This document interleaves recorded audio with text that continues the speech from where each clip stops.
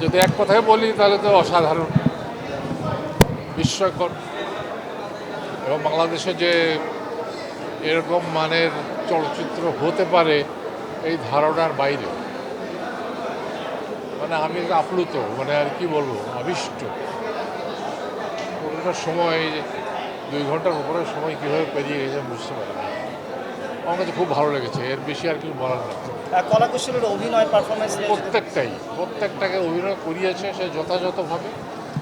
এবং কিছু কিছু চরিত্র আছে যেগুলো আমরা প্যাকেজ নাটকে দেখি, সেসব অভিনয়।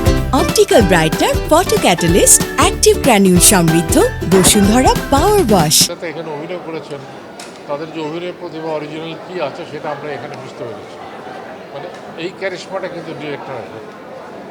জীবনানন্দ দাশের চরিত্রে খায়রুল বাশারকে আমরা দেখেছি, কেমন অসাধারণ। লেগেছে? আমি বললাম তো, জীবনানন্দ, আমি ওকে বললাম যে তুমি ওই বাসার না, তুমি এই অভিনেতারাই আমরা তোমার কাছ থেকে দেখতে চাই সবসময়।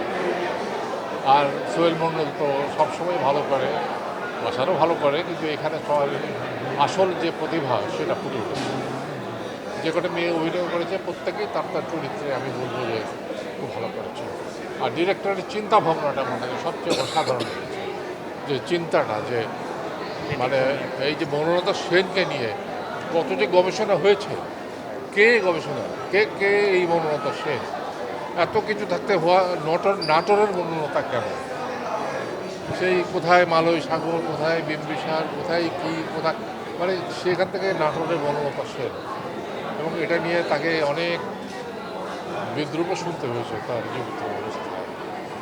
এবং এই যে ট্রামের মৃত্যুটা অনেকে বলে থাকেন যে এটা আত্মহত্যা, অ্যাকচুয়ালি জানি না কি, কিন্তু সেই কথাগুলো বলার জন্য যে চিন্তা ভাবনা করে আলাদাভাবে উপস্থাপন করা। Thank you sir.